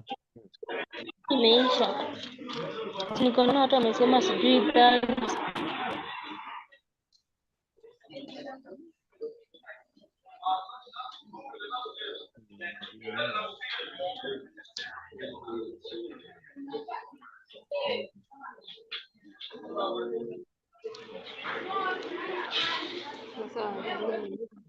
Kayaknya semua gini. Hii class utakuwa nayo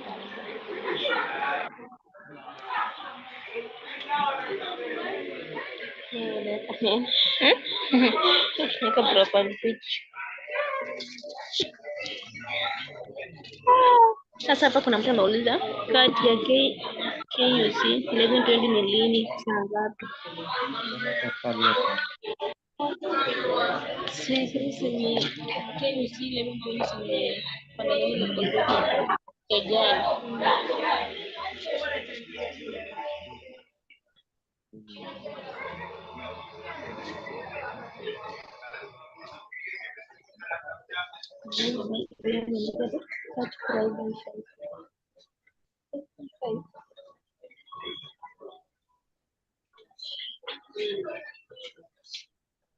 Sione imekuwa mwisho.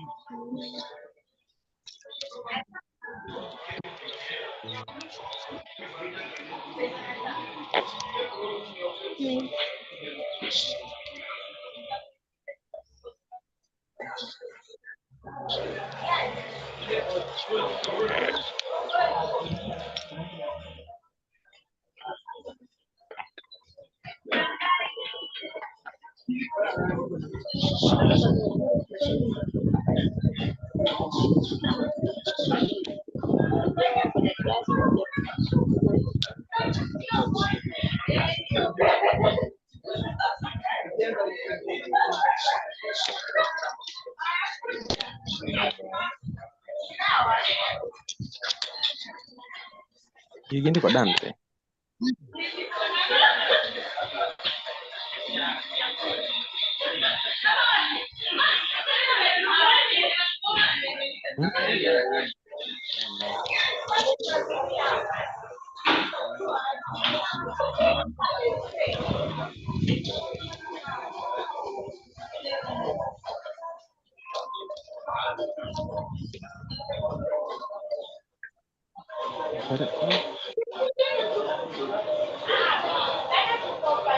Dungi, yana temp gitu. Dan ini konya bio watim gitu.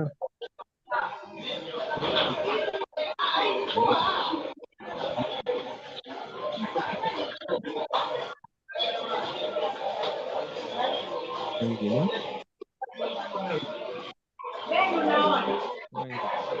Technical standard.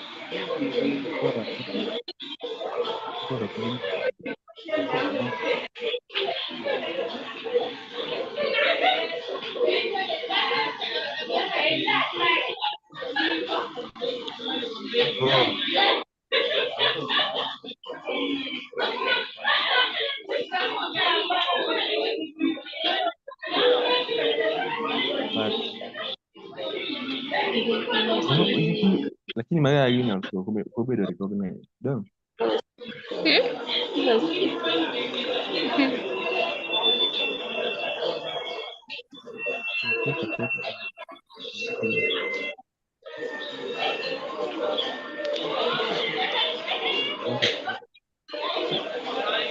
Baru part 1. Semua kena gitu ya. Part 1. Ada yang gitu.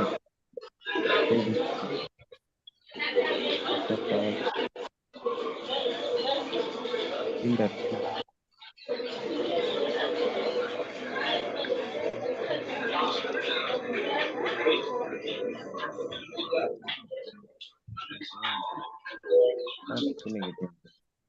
But except one.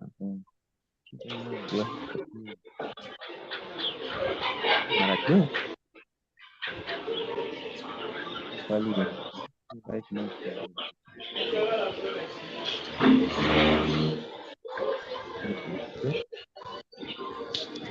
Kati kwa ile.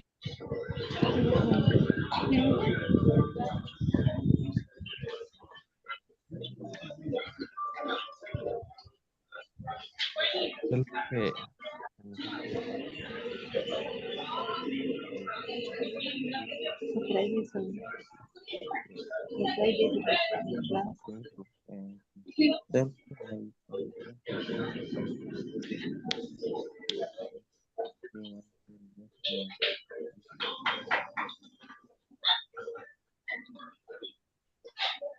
Zaidi ni online.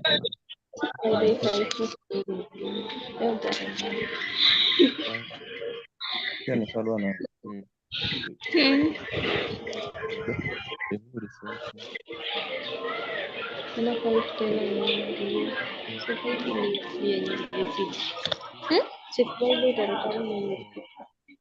Organize yes. Yes,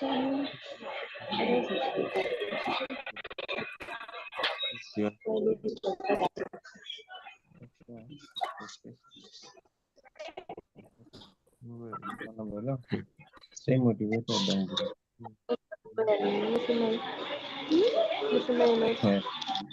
somewhere kama hiyo iko But remove distraction.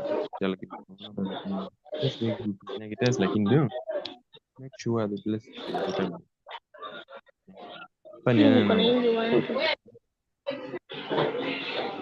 yangu yote imeenda.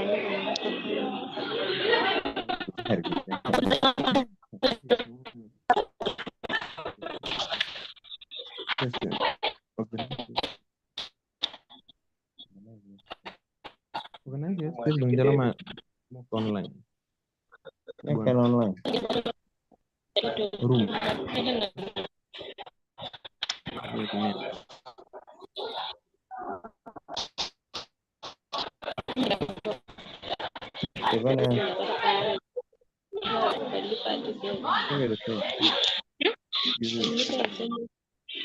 Sikulipa SMS. Mimi alikuwa anasema kulipa kwa SMS mimi nikakataa.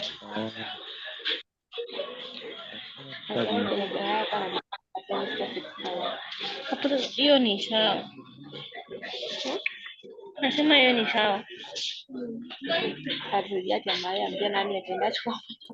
Hata ngasema hataki kuwa mlango. Nyumba ya mlango ya kuacha. Wow, acha kanini. Hey.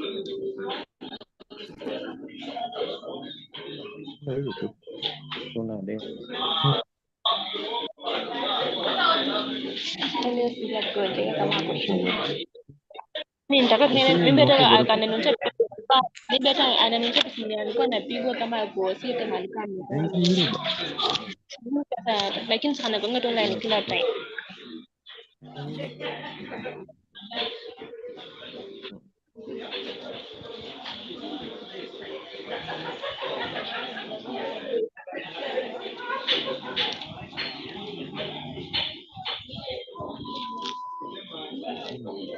Ini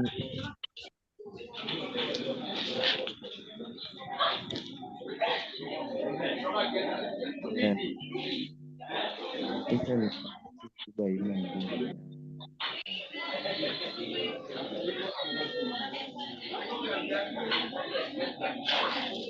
itu ni akan mau Hizi ndio na vitu yote mengi.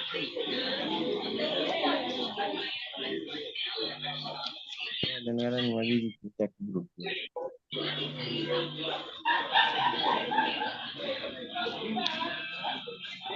You understand?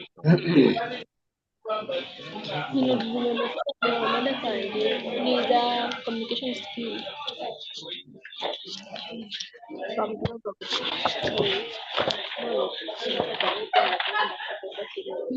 Just wait. Kata fundamental of communication. Tunaenda kuandika. Kwani equipment ndio yana dengan simu gini.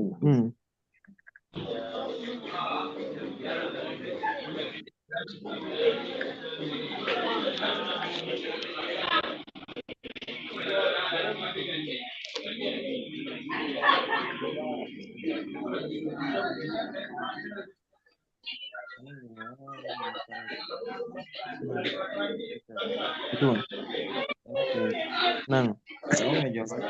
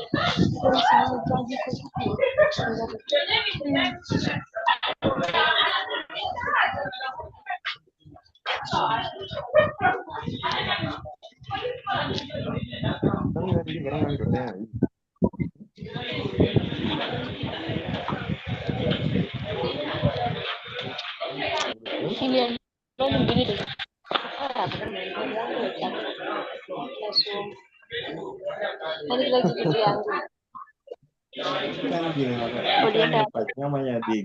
Kata mau gini.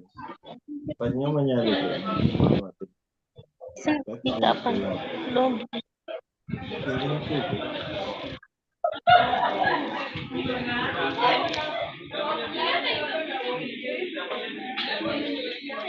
Apa kulognya?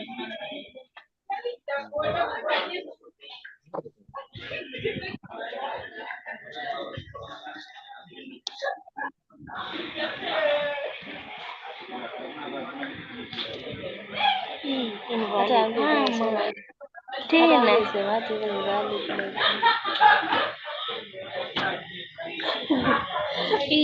Hata mimi sijui.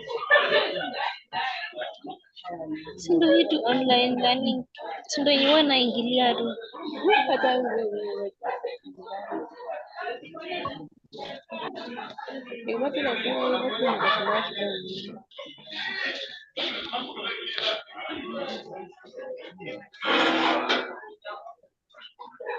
Kwa live. Yep.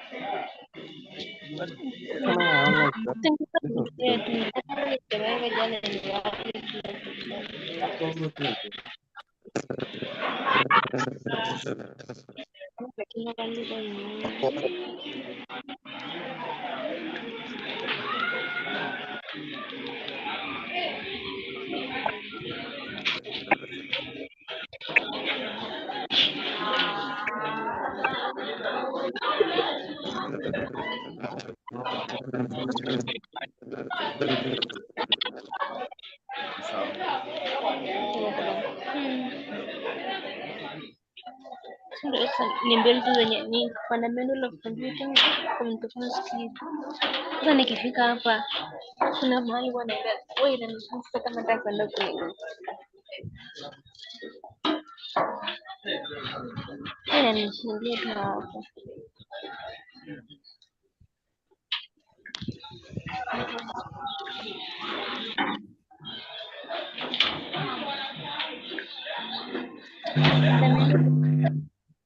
Zero.